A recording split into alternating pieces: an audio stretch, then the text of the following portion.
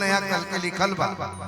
हम पूरा अभी ठीक से गा पाई कि ना, चूंकि तनी कोनो गाना रियाज वाज करे के पड़ेला,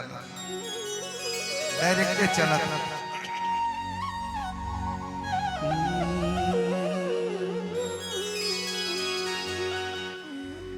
हे जग जननी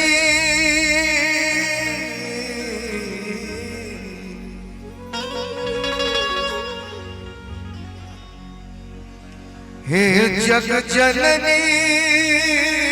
आदि भवानी, हम अज्ञानी कुछ न जानी, बस श्रद्धा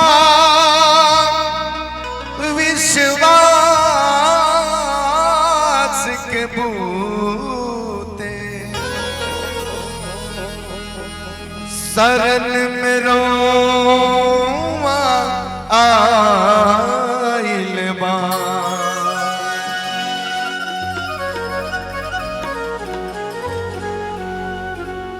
ये भजन आनंद जी की रचना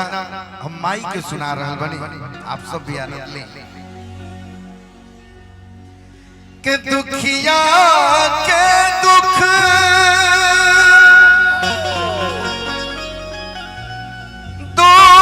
दूर पड़ला,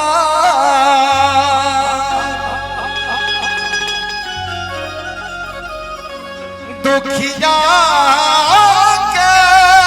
दुख दूर पड़ला,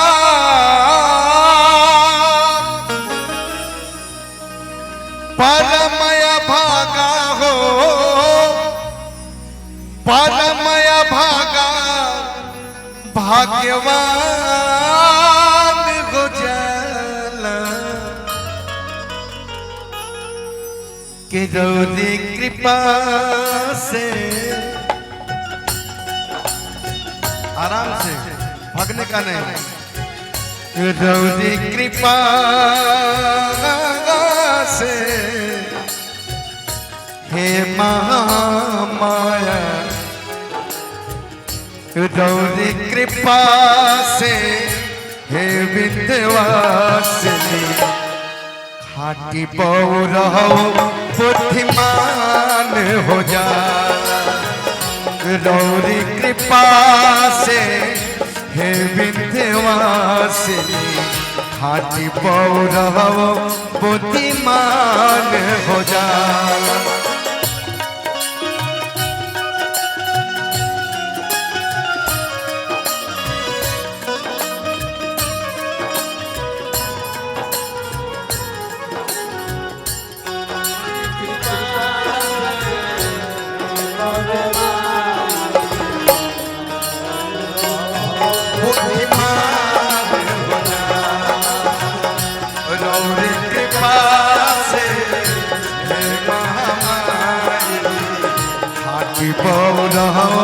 बुद्धिमान अपरम पारमा महिमाराऊ, बिहसत वेद बखाने, सकल चराचर सृष्टि से सुरभित प्रभुता के जग जाने,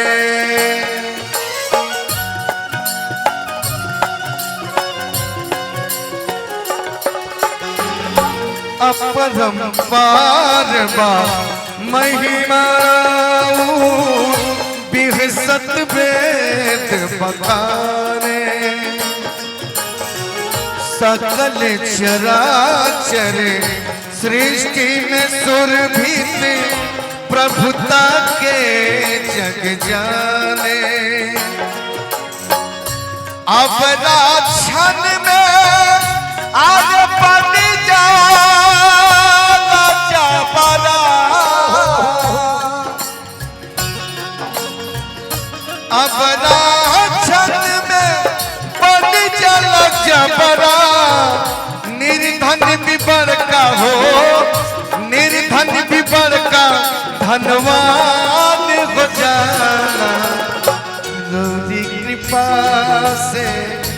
हे महामाया रौरी कृपा से हे विंध्यवासिनी हाथी बौर बुद्धिमान हो जा रौरी कृपा से हे विंध्यवासिनी हाथी बौर बुद्धिमान हो जा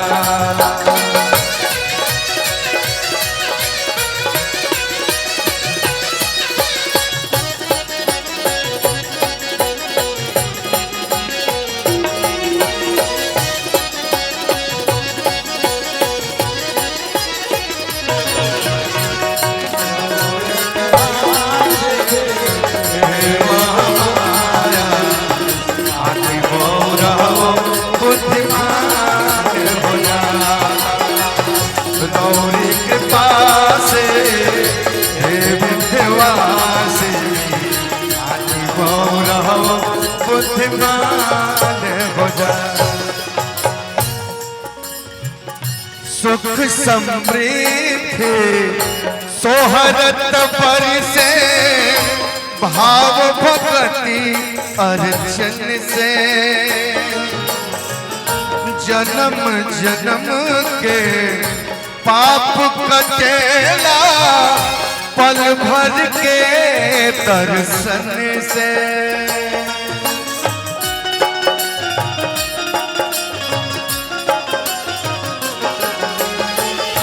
सुख समृद्धि सोहरत बरसे भाव भक्ति अर्चन से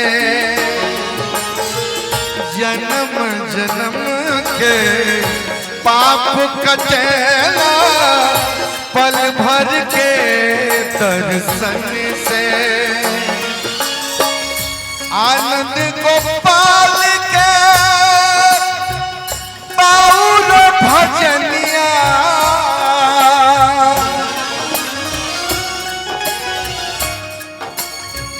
आनंद गोपाल के बाउर भजनिया साबर ममतर हो